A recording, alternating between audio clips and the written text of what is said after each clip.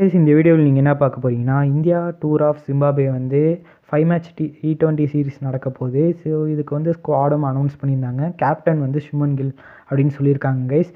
So இந்த வீடியோவில் நீங்கள் என்ன பார்க்க போகிறீங்கன்னா, இந்த சீரீஸில் யார் நம்ம இந்தியன் டீமுக்காக கோச் பண்ண போகிறது மற்றும் நிறைய சீனியர் பிளேயர்ஸ்லாம் மிஸ்ஸிங் பண்ணியிருக்காங்க பேட்டர்ஸ்லாம்.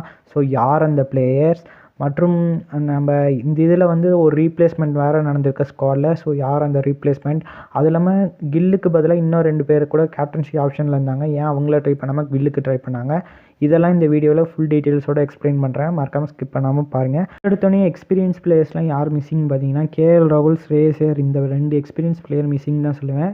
ஸோ 2 பேரும் ஓடி தான் நல்ல ஸ்டாண்டர்டாக ஆடுவாங்க, T20 அந்தளவுக்கு ஸ்டாண்டர்டாக ஆட மாட்டாங்கன்னு சொல்லிட்டு கூட ட்ரா பண்ணியிருக்கலாம்.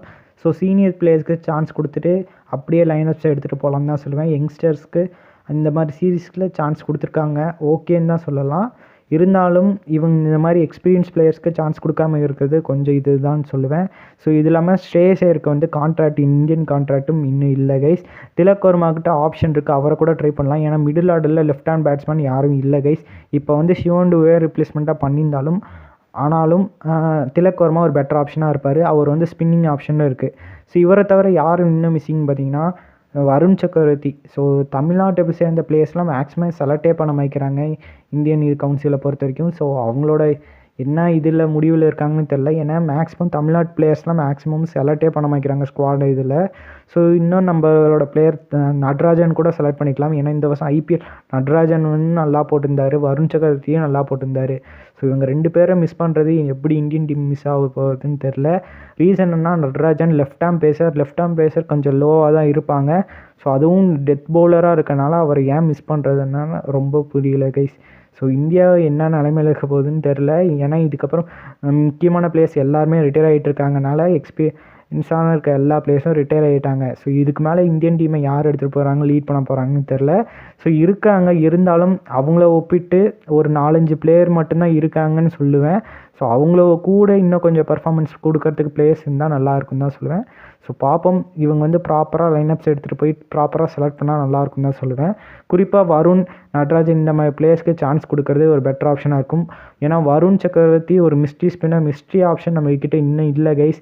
இந்தியன் டீமில் பொறுத்த வரைக்கும் ஒரு மிஸ்ட்ரி ஸ்பின்னர் கூட இல்லை. அதனால் இவரை வந்து ட்ரை பண்ணுறது ஒரு பெட்டர் ஆப்ஷனாக இருக்கும். ஸோ பார்ப்போம் என்ன நடக்க போகுதுன்னு. இப்போ வந்து டெபியூட்டன்ஸ் யாருன்னு பார்த்தீங்கன்னா, அபிஷேக் சர்மா, துஷால் தேஷ்பாண்டே, ரியான் பராக் மற்றும் டூல் ஜுரேல் வந்து இது வரைக்கும் அவர் வந்து டெஸ்ட் சீரீஸ் தான் ஆடிருக்காரு. ஸோ இன்னும் T20 சீரீஸ் ஆடினதுனால ஸோ இந்த இது அவருக்கு டெபியூவாக இருக்குது, அதிக சான்சஸ் இருக்கும். ஸோ இதில் பார்த்தீங்கன்னா யார் டெபியூவாக அதிகமாக சான்ஸ் இருக்குதுன்னா, ரியான் பராக் மற்றும் டூல் ஜுரேலுக்கு தான் வாய்ப்பு இருக்குது. ரீசன் என்னென்னா, நம்மள்கிட்ட ஓப்பனிங் பேட்ஸ்மேன்னால் நிறைய பேர் இருக்காங்க. ஸோ அபிஷேக் சர்மாவும் ஓப்பனர்னால மேக்ஸிமம் ட்ரை பண்ண மாட்டாங்க. செகண்டு துஷால் தேஷ்பாண்டே.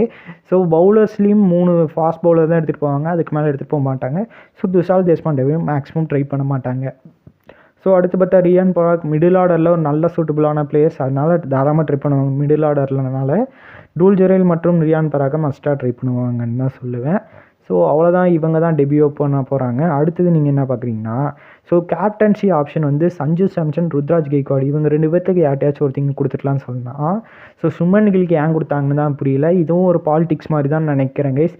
ஏன்னா இவர் சஞ்சு சாம்சன் ஒரு சவுத்து சேர்ந்தவர் தான் இவரும், அதனாலேயே பாலிடிக்ஸ் பண்ணுறாங்கன்னு நினைக்கிறேன் கைஸ். ஸோ மேக்ஸிமம் இவரையும் இத்தனை மேட்சாக ட்ரா பண்ணிட்டு தான் இருந்தாங்க. சும்மா போய் சீரீஸ் ஆடி வச்சுட்டு ரோஹித் சர்மா தான் வேணும்னு சொல்லி இவரை பிக் பண்ணியிருந்தாங்க. இந்த வருஷம் IPL செம்மையான நாக்கும் ஆடி கொடுத்துருந்தாரு. ஸோ அதனாலேயே சஞ்சு சாம்சன் எடுத்துகிட்டு போனாங்க world cup. So matches play பண்ணனாலையும் எல்லார் மனசையும் ஜெயிச்சிட்டாங்க. ஸோ ஜெயிச்சிட்டாங்க இந்தியா, அவ்வளோதான் கைஸ். ஸோ இவங்க 2 பேர்த்துக்கு யாராவது ஒருத்தங்களுக்கு கேப்டன்சி கொடுத்துருந்தா கூட பெட்டர் ஆப்ஷன் இருக்கும். ஏன்னா சஞ்சு சாம்சன் எக்ஸ்பீரியன்ஸ் பிளேயர், இவருக்கு ஏன் ட்ரை பண்ணலன்னு எனக்கு இன்னும் புரியல கைஸ். ஸோ இவங்க 2 பேருக்கு கேப்டன்சி கொடுத்துருந்தா நல்லா இருக்குமா இல்லையான்னு மறக்காம கமெண்ட் பண்ணுங்கள். ஸோ அடுத்து என்ன பார்க்க போகிறீங்கன்னா, ரீப்ளேஸ்மெண்ட் வந்து நித்தீஷ் ரெட்டிக்கு பதிலாக சிவன் டுபே ரீப்ளேஸ்மெண்ட்டாக சொல்லிட்டாங்க. ஸோ நித்தீஷ் ரெட்டிக்கு ஏதோ இன்ஜுரி அப்படின்னு தான் நினைக்கிறேன். ஸோ நித்தீஷ் ரெட்டி, சிவன் டுபே மற்றும் ஹர்திக் பாண்டே இவங்க தான் ஆல்ரவுண்டராக இருக்க போகிறாங்க. ஸோ இதில் வந்து நித்தீஷ் ரெட்டியை நல்லா க்ரூமப் பண்ணி கொண்டு போகலாம். ஏன்னா சிவன் டுபே ஸ்லோ பேஸ் தான் ஒரு மேக்ஸிமம் பேஸே 130 அது மாதிரி தான் போடுவார். ஆனால் நித்தீஷ் ரெட்டி ஒரு 140+ கூட போடக்கூடிய பவுலர் தான். ஒரு ஹர்திக் பாண்டியாவுக்கு செம்ம ரீப்ளேஸ்மெண்ட்டாக இருக்கலாம். ஏன்னா ஹர்திக் பாண்டியாவுக்கு அடிக்கடி இன்ஜுரி ஆகிட்டே இருக்கும். அதனால் அவருக்கு ஒரு பர்ஃபெக்ட் ரீப்ளேஸ்மெண்ட்டாக நித்தீஷ் ரெட்டி இருக்க வாய்ப்பு இருக்குது இனிமேல் வர இதில். ஸோ அவரை வந்து நல்லா குரூம் பண்ணி கொண்டு போனால் நல்லாயிருக்கும். ஸோ இப்போ இந்த ஸ்குவாடில் வந்து இவர் வந்து சிவன் பேர் ரீப்ளேஸ் பண்ணுறாரு அப்படின்னு தான் சொல்லுவேன். ஸோ அடுத்தது நீங்கள் என்ன பார்க்க கோச் யார் நீங்கள் பார்த்தீங்கன்னா விவிஎஸ் லட்சுமணன் தான் கோச் இந்த சீரீஸ்க்காக.